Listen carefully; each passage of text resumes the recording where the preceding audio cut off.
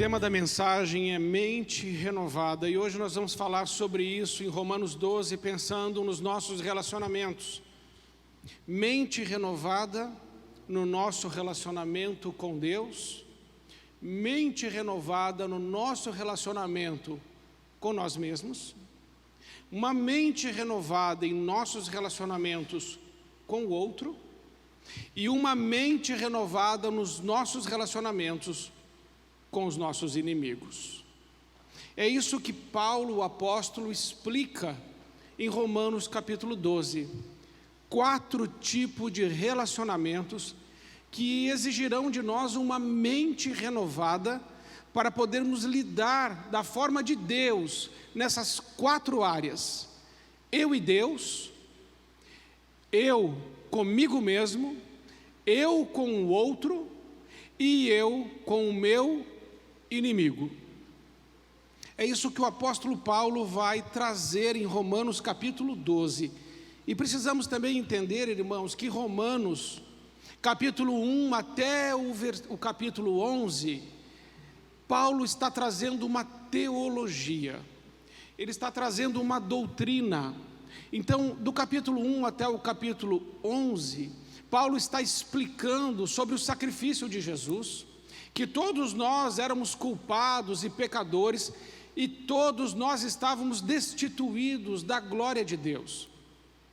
Mas pelo sacrifício vicário, substitutivo de Cristo na cruz, nós fomos resgatados, remidos, comprados por um alto preço.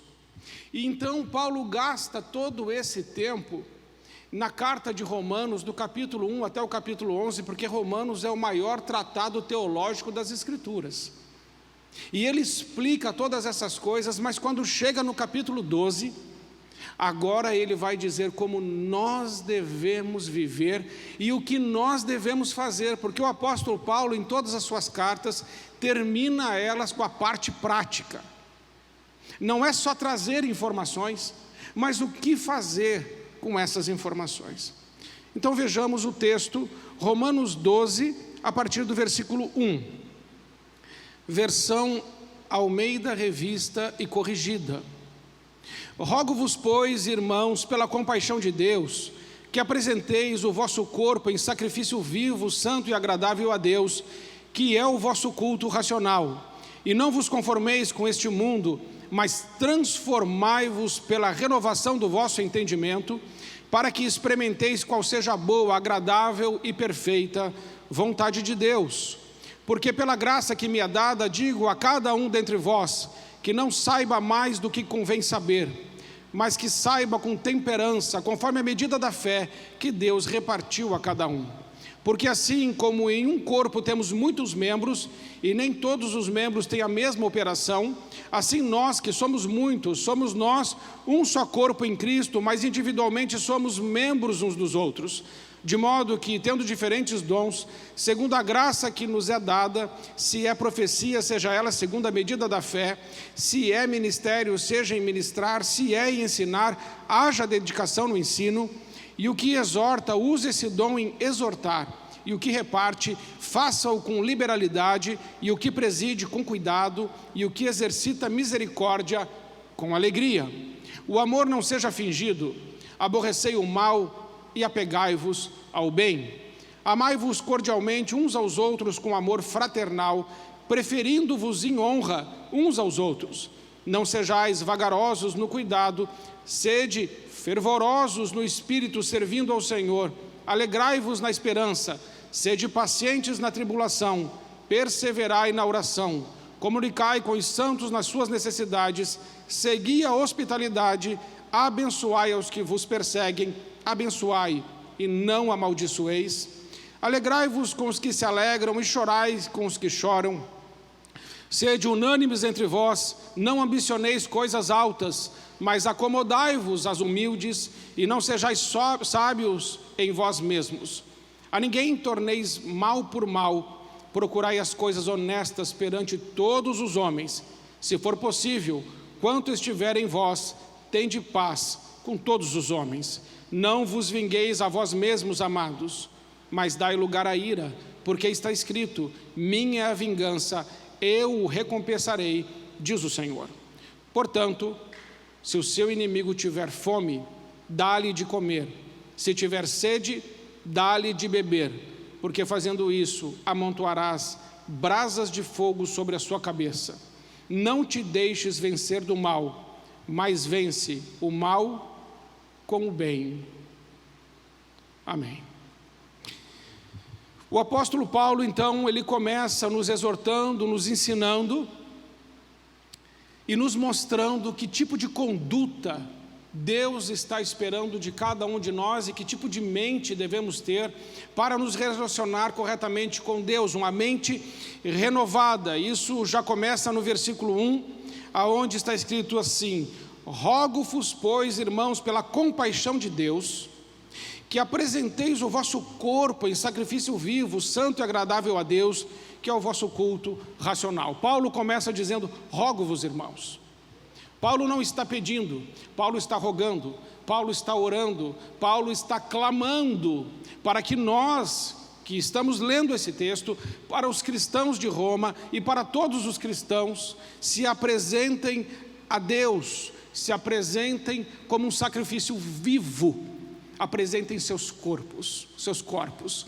Apresentar aqui significa apresentar-se de uma vez por todas. Essa apresentação que Paulo está falando não é se apresentar diante de Deus somente dizendo: Senhor, eu estou aqui, estou me apresentando aqui no culto. Todo domingo nos cultos eu me apresento. Quando tem uma conferência, eu me apresento. Quando tem alguma coisa acontecendo na igreja, eu vou lá e me apresento: olha, estou aqui. Quando Paulo diz: rogo-vos, pois, irmãos, pela compaixão de Deus, que apresenteis o vosso corpo, não é isso. Não é estar aqui simplesmente, mas é entregar-se completamente ao Senhor de uma forma irrevogável. É colocar-se como aquele animal no Antigo Testamento que era morto no altar. É você se colocar no altar de Deus e dizer: Senhor, a minha vida não é mais minha. É fazer como Isaac fez. Isaac é o primeiro tipo de sacrifício vivo da Bíblia. Em Gênesis 22, Abraão leva Isaac até aquele altar, mas a Bíblia vai dizer que quem levou a madeira foi Isaac. Isaac não era pequenininho, Isaac não era uma criancinha. Isaac carregou toda aquela lenha, subiu todo aquele morro, e ele chegou lá em cima, ele foi voluntariamente para o altar, e ele ia ser sacrificado naquele altar se não fosse o anjo do Senhor bradar do céu. Isaac foi até as últimas consequências e Abraão também, mas Isaac estava no altar como um sacrifício vivo para Deus. E o sacrifício vivo perfeito é Jesus Cristo, nosso Senhor, que morreu por nós naquela cruz de forma substitutiva. Agora Paulo está dizendo: irmãos, nós não estamos mais no Antigo Testamento, na Antiga Aliança. Não existe mais agora animais sendo oferecidos no altar como expiação dos pecados. Agora o que Paulo está dizendo é: ofereçam-se vocês, irmãos, nós, como um sacrifício vivo diante de Deus. E o sacrifício, irmãos, precisava ser de um animal sem defeito, sem mácula, sem mancha, porque o sacrifício do animal que morreria estava tipificando Jesus Cristo, nosso Senhor, o Cordeiro de Deus que tira o pecado do mundo. Ele não tem mácula, ele não tem pecado, ele não tem mancha. Quando Paulo diz: vos apresenteis, ele está dizendo assim: apresente-se diante de Deus, santo, puro, limpo, e diga: Senhor, minha vida não é mais minha, ela é tua, os meus sonhos são teus, os meus planos são teus, o meu propósito é teu, tudo eu entrego nas tuas mãos, renuncio à minha vontade, renuncio à minha vida, renuncio ao meu querer, para que a tua vontade, o teu querer e o teu santo propósito se cumpra na minha vida, para a tua glória, em nome de Jesus. É isso que ele está dizendo. É isso que significa se apresentar a Deus, se apresentar como o seu corpo como um sacrifício vivo, santo e agradável a Deus. Não podemos nos apresentar a Deus e aí depois acontece alguma coisa, alguém fala alguma coisa, alguém faz alguma coisa com a gente na igreja, e as pessoas vão embora e falam assim: eu não vou mais na igreja, Eu não vou mais comungar com os irmãos. Eu não quero mais estar nesse lugar. Ou por qualquer coisa já desvia, se afasta do Senhor. Não, Paulo está dizendo, olha, você veio para Cristo, fica com Ele, não importa as circunstâncias, adora, ora, persevera na presença do Senhor, porque Ele é poderoso para fazer muito mais do que pedimos e pensamos. Não podemos deixar, irmãos, que circunstâncias, pessoas, palavras, nos afastem da presença do nosso Senhor Todo-Poderoso. E nem podemos achar que a vida que vivemos para nós mesmos. Nossa vida não é para nós. Uma vez que entregamos a nossa vida no altar de Cristo, nesse altar para ser sacrifício vivo, nós estamos abrindo o direito de escolha. Nós entregamos para Deus. Senhor, escolhe o Senhor. Senhor, faz do teu jeito. Já cansei de fazer do meu jeito, deu errado. Já cansei de convidar Deus para os meus planos, dá errado. Mas quando eu digo, Senhor, eu é que quero participar dos teus planos, eu quero fazer do teu jeito, é necessário que o Senhor cresça e eu diminua. E aí ele diz assim, ainda no versículo 1, rogo-vos, pois, irmãos, pela compaixão de Deus, pelas misericórdias de Deus, que apresentei o vosso corpo em sacrifício vivo, santo e agradável a Deus, que é o vosso culto racional. Irmãos, o culto racional que Paulo está falando não é um culto lógico, não é só um culto da razão, desprovido de emoção. Algumas pessoas leem isso e falam assim, não, o culto então é racional, então não tem emoção. Não é nada disso, absolutamente não.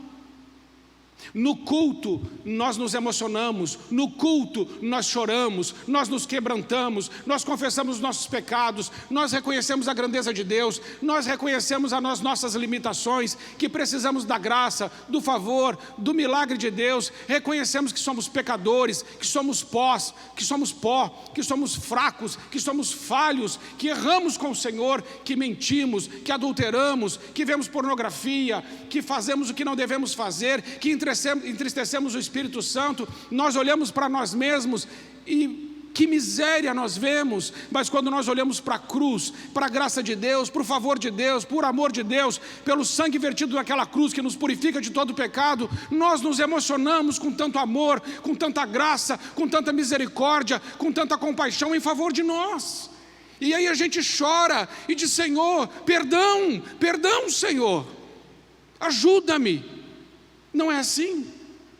E quando estamos doentes, ou um parente nosso está no hospital e está enfermo, nós vamos recorrer para quem, irmãos? Para Ele. Porque o médico não dá conta, a ciência não dá conta, os homens não dão conta, mas o Senhor dá. E aí a gente vai diante dele e diz, Senhor, socorre-me, ajuda-me. Isso não tem nada a ver com razão. Milagre não tem nada a ver com razão. Milagre a ciência não explica, a lógica não explica, os homens não explicam. Milagre é a especialidade do Altíssimo. Culto racional não significa culto desprovido de emoção, absolutamente não.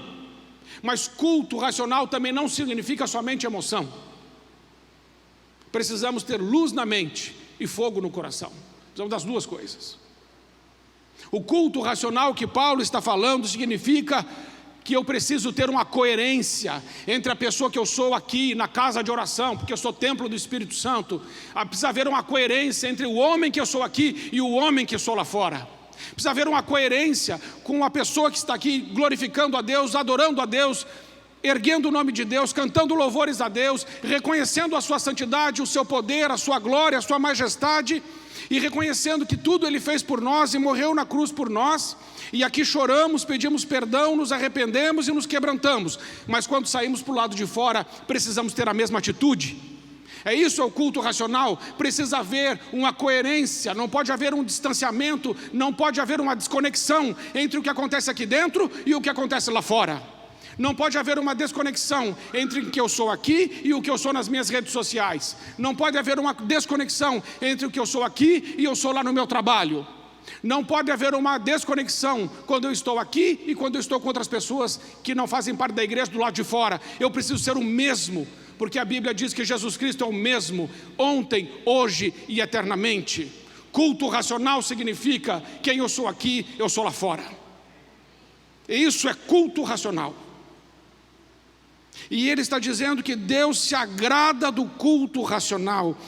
Sacrifício vivo, santo e agradável a Deus, que é o vosso culto racional. O mesmo fervor do lado de fora daquela porta. Versículo, ainda no culto racional, quero lembrar os irmãos de Crisóstomo, arcebispo de Constantinopla, um dos principais patronos do cristianismo primitivo, um homem chamado de boca de ouro pelas suas pregações, pela sua homilia, pela sua oratória, mas um homem ousado em Deus, que denunciava os abusos dos políticos da sua época e também denunciava os abusos eclesiásticos dentro da igreja, um homem de Deus. E ele vai dizer que apresentar-se como um sacrifício vivo significa você consagrar os seus olhos a Deus, desviar os seus olhos do mal. Quando você desvia os seus olhos do mal, os seus olhos viram um sacrifício para Deus. Quando você desvia a sua orelha da maledicência, você está consagrando a sua orelha, os seus ouvidos e a sua mente a Deus, e ela se torna um sacrifício. A sua língua, quando você deixa de dizer maledicência, mentira, fofoca, falar mal de alguém e deixa de amaldiçoar, você está oferecendo a sua língua como um sacrifício no altar de Deus.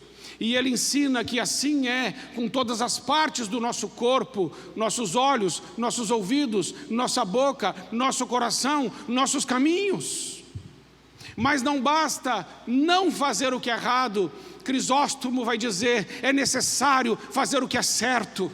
A boca deve abençoar, as mãos são para levantar os fracos, ajudar os necessitados, erguer-os para o céu e dizer que bendito é o nome do Senhor. A nossa mente é para entronizar Jesus, porque a Bíblia diz, irmãos, pensem em tudo que é bom, tudo que é honesto, que tem boa fama, que tem virtude, que tem louvor, seja isso que ocupe o vosso pensamento. Então não é só o que não fazer, mas é o que fazer. Oferecer-se como um sacrifício é viver uma vida de santidade no detalhe, porque a vida de santidade não está em grandes obras. A vida de santidade está no detalhe.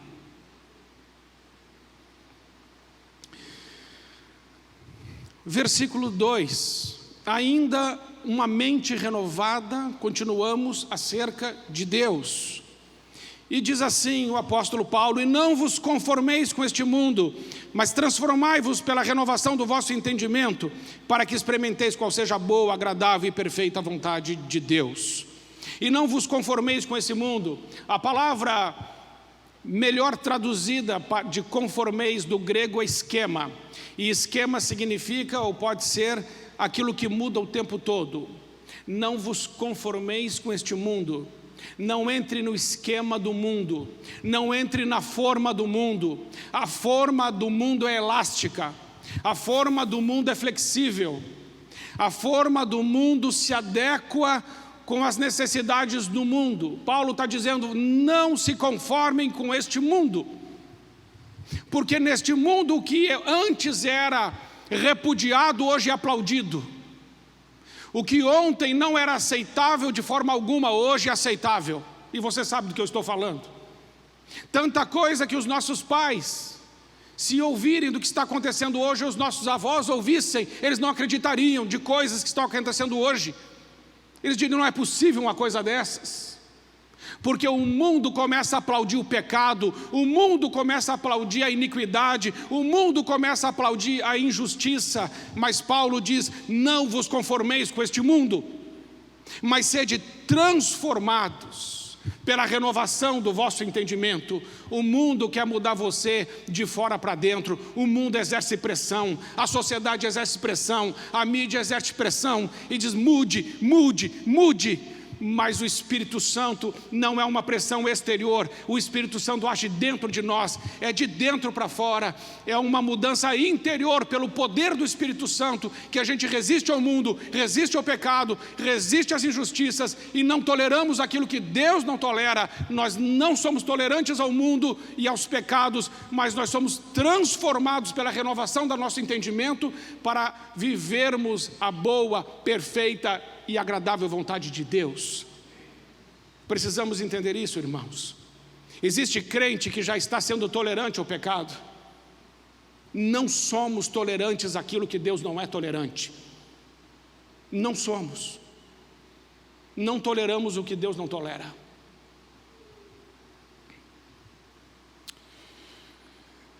Continuando ainda, agora, a meu respeito. Primeira parte do sermão, primeiro ponto, uma mente renovada acerca de Deus. Segundo, uma mente renovada acerca de mim mesmo. Versículo 3.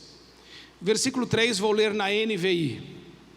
Pois pela graça que me foi dada, digo a todos vocês, ninguém tenha de si mesmo um conceito mais elevado do que deve ter, mas pelo contrário, tenha um conceito equilibrado de acordo com a medida da fé que Deus lhe concedeu.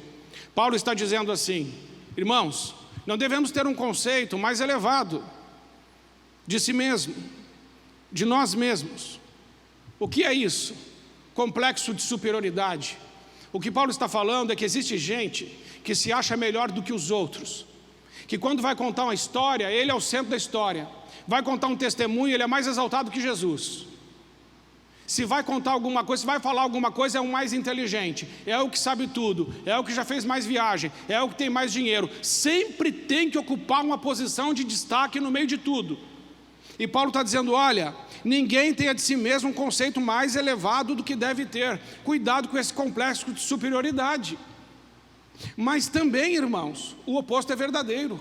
Cuidado com o complexo de inferioridade, porque tem gente que pensa que é menos que os outros, que Deus só abençoa o vizinho, que ó vida, ó azar, a vida não anda, só patina, só reclama, só murmura, que nem aquele povo que estava no deserto, que ficou 40 anos lá, não entrou na terra prometida, porque tinha aquela síndrome de gafanhoto, aquela síndrome do imaturo, do complexo de inferioridade. Eles são como gigantes, nós somos como gafanhotos. E Deus falou assim, vocês vão ficar aqui, vocês vão morrer aqui. Só Josué e Caleb vão entrar porque eles estão tendo uma perspectiva correta de si mesmos. E sabe por que Josué e Caleb entraram? Porque eles conseguiam saber quem eles eram, porque eles sabiam quem era Deus. Você nunca vai saber quem é se você não souber primeiro quem Deus é. Porque aqui está dizendo que o conceito equilibrado é de acordo com a medida da fé. Sabe o que é a medida da fé? A medida da fé significa o tanto que você conhece da palavra de Deus. Quanto mais você conhece da palavra de Deus, mais você conhece Deus, e por isso melhor é o conceito que você tem de você mesmo. Nós precisamos nos enxergar através da cruz. É através da cruz de Cristo que eu enxergo quem eu realmente sou. Sou perdoado, sou amado, sou aceito, sou filho, sou amigo de Deus, sou templo do Espírito Santo, sou co-herdeiro dos santos, sou família de Deus, sou propriedade exclusiva de Deus, sou sacerdócio real, sou a nação santa, sei exatamente quem eu sou, porque eu sou o que a Bíblia diz que eu sou, e eu sou o resultado da obra do sacrifício de Cristo naquela cruz por mim. Não sou maior que você, não sou menor que você, sou filho. Somos filhos. E aí, irmãos, isso é libertador. Sabe por que é libertador? Porque quem não sabe quem é, fica fazendo coisas para provar para os outros que é alguma coisa. Aí precisa ter carrão, aí precisa ter casona, aí precisa fazer viagem, aí precisa se exibir e começar a gastar até o que não tem para impressionar pessoas que não conhecem. Que miséria. Olha como é melhor, irmãos, a gente entender quem a gente é. Porque quando o diabo estava tentando Jesus no deserto, ele disse assim, se tu és o Filho de Deus, transforma essas pedras em pães. Olha, se Jesus tivesse complexo de inferioridade, ele teria transformado pedras em pães. Mas Jesus não tinha. Jesus sabia o que o Pai disse: tu és o meu filho amado, em quem eu me comprazo, em quem eu tenho alegria. Jesus não precisa provar nada para o diabo, e nem nada para mim e para você, e nem nada para ninguém. E é por isso que ele não tem necessidade nem de reconhecimento, nem de autoafirmação. E quando nós temos um conceito equilibrado de nós mesmos, nós saímos dessa escravidão de ter que provar alguma coisa para alguém. A partir do versículo 4, agora a gente trata do nosso relacionamento com o outro. Nós vimos o nosso relacionamento com Deus, nós vimos o nosso relacionamento conosco mesmo, e agora nós vamos ver o nosso relacionamento com o outro. E diz assim as Escrituras: porque assim como um corpo temos muitos membros, e nem todos os membros têm a mesma operação, assim nós, que somos muitos, somos um só corpo em Cristo, mas individualmente somos membros uns dos outros, de modo que, tendo diferentes dons, segundo a graça que nos é dada, se é profecia, seja ela segundo a medida da fé. Até aqui. Se é profecia, seja ela segundo a medida da fé. Amados irmãos, se tem um dom que tem sido mal entendido na igreja de Jesus, é o dom de profecia. É o dom de profecia. Deixa eu ler um texto para você sobre o que é profecia.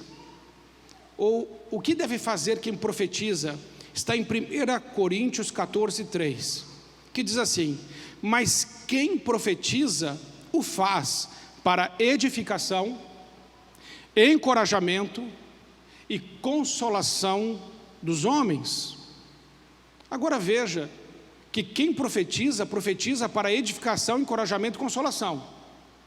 Agora 2 Timóteo 3,16 diz que toda a Escritura é inspirada por Deus para o ensino, para a repreensão, para a correção e para a instrução na justiça. O mesmo propósito tem a profecia, o mesmo propósito tem as Escrituras. O propósito da profecia e das Escrituras é o mesmo.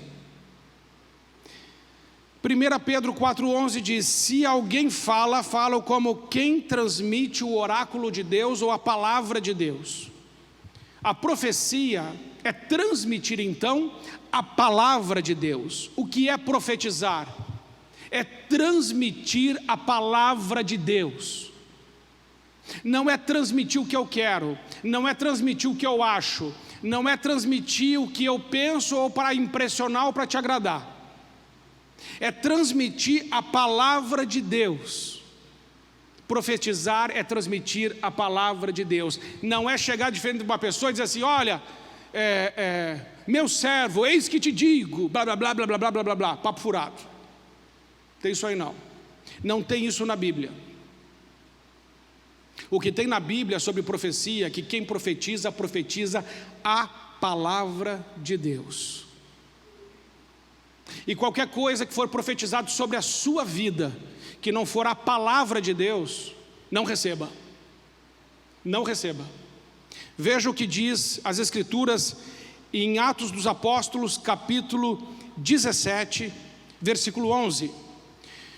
Os bereanos eram mais nobres do que os tessalonicenses, pois receberam a mensagem com grande interesse, examinando todos os dias as Escrituras para ver se tudo era assim mesmo. Quem que estava lá profetizando? Apóstolo Paulo. Apóstolo Paulo. Profetizou em Tessalônica, profetizou em Bereia. E ele disse assim: os bereanos são melhores que os tessalonicenses. Sabe por quê? Porque enquanto nós estávamos lá profetizando, eles estavam examinando todos os dias nas Escrituras para ver se o que a gente estava falando e o que estava escrito era isso mesmo. Cuidado, irmãos, porque a Bíblia diz que nos últimos dias virão espíritos enganadores que profetizarão o que as pessoas querem ouvir, porque terão comichão nos ouvidos para ouvir o que querem. A palavra de Deus é a palavra de Deus e não o que a gente quer fazer dela. Então cuidado com as profecias. No relacionamento com o outro precisamos tomar esse cuidado. E o versículo 7 diz assim: se é ministério, seja em ministrar, se é ensinar, que haja dedicação ao ensino, o que exorta, use esse dom em exortar. Irmãos, exortar não é dar bronca, exortar é encorajar. Então quem tem o dom de exortação, e como a gente precisa disso, de pessoas com dom de exortação. Quer ver nesse tempo que nós estamos passando, de pandemia, de dificuldade, de pessoas no hospital, de gente desempregada, de pessoas passando dificuldade financeira, a gente precisa de alguém que exorte. E o dom de exortar não é dom de pastor, o dom de exortar, todos esses dons são dons que o Espírito Santo distribui à igreja. Portanto, talvez você tenha esse dom. E o dom de exortar é o dom de encorajar, de levantar, de dizer para o irmão, vai dar certo, Deus é contigo, você consegue, Deus é teu escudo, Ele é tua força, Ele é teu refúgio, vai! Em vez de dizer assim, irmão, tá difícil. O outro fala assim, os dois quase estão morrendo. Precisamos de ter quem exorte. Amai-vos, o amor não seja fingido, aborrecei o mal e apegai-vos ao bem. Amai-vos cordialmente uns aos outros com amor fraternal, preferindo em honra uns aos outros. Irmãos, isso é tão lindo. No nosso relacionamento com o outro, nós devemos preferir o outro em honra. Então assim, você vai lá na casa de fulano, tem 2 bifes, um bife é grandão, o outro é pequeno. Aí você fala assim, eu já vou pegar o grandão porque o outro quer me honrar mesmo, eu já vou pegar o grande para mim. Não. E também não adianta você deixar o melhor para o outro pensando assim, miserável. Também não adianta.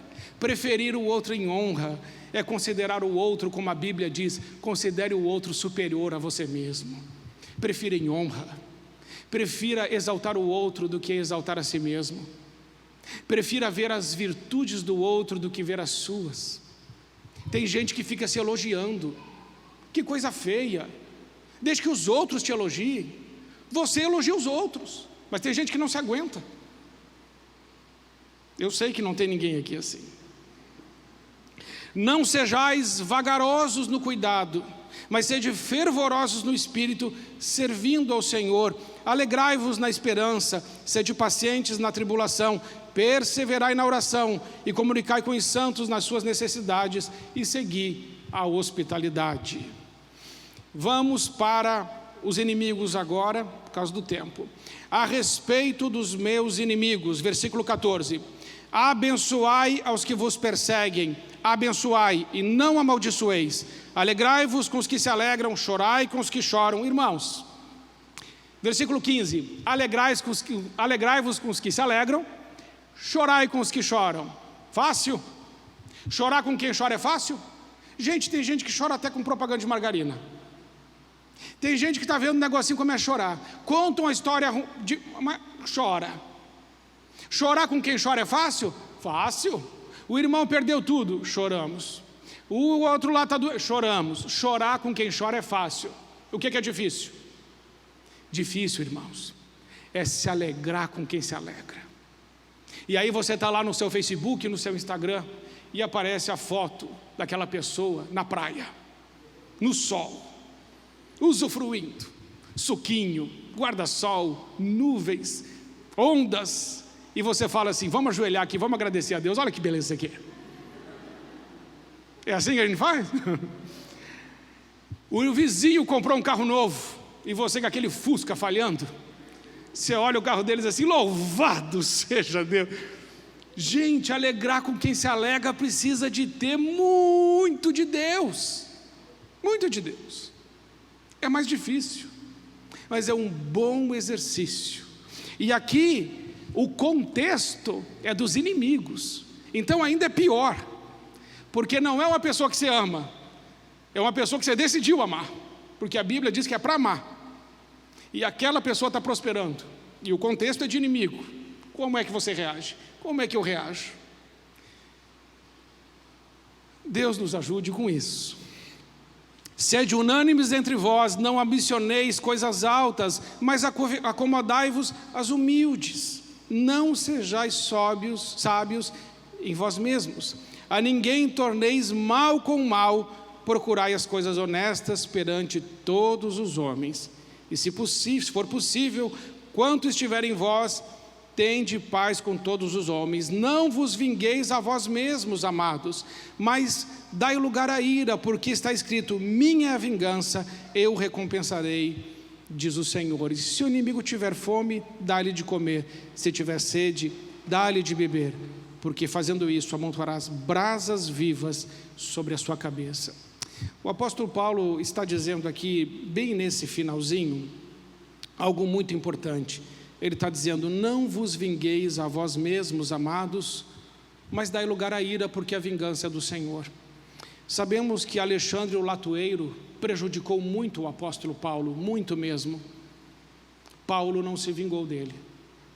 Ele disse: que o Senhor lhe recompense. Não se vinguem, a vingança não é nossa. Em relação ao nosso inimigo, devemos fazer o que Deus diz: abençoe, não amaldiçoe. Pague o mal com o bem. Se ele tiver fome, dá de comer. Se ele tiver sede, dá de beber. Se ele precisar, ajude.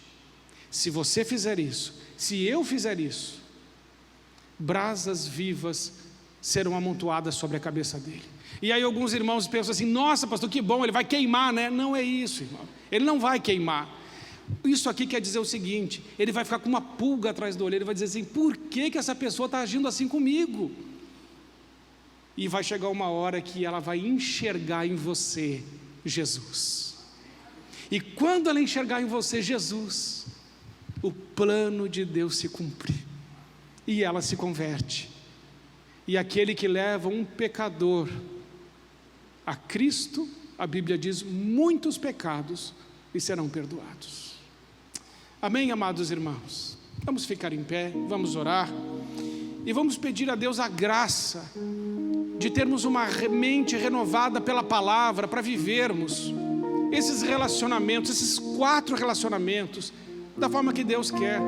O meu relacionamento primeiro com Deus, depois o meu relacionamento comigo mesmo, o meu relacionamento com o outro, o meu relacionamento com os meus inimigos.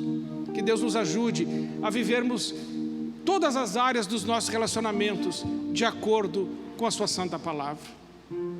Se fizermos isso, irmãos, as bênçãos de Deus nos alcançarão. Vamos orar. Pai, em nome de Jesus, nós queremos agradecer, Senhor, pela Tua santa palavra e pela exposição da Tua santa palavra em nossas vidas. Senhor, nós queremos dizer essa noite que sim, nós nos oferecemos como um sacrifício vivo, santo ao Senhor Jesus. E nos apresentamos ao Senhor hoje de uma vez por todas. E queremos pedir perdão, Pai, todas as vezes que nos afastamos de Ti. Queremos pedir nessa noite perdão pelos nossos pecados, pecados de omissão, de pensamento, de atitudes que entristeceram o Teu Espírito Santo.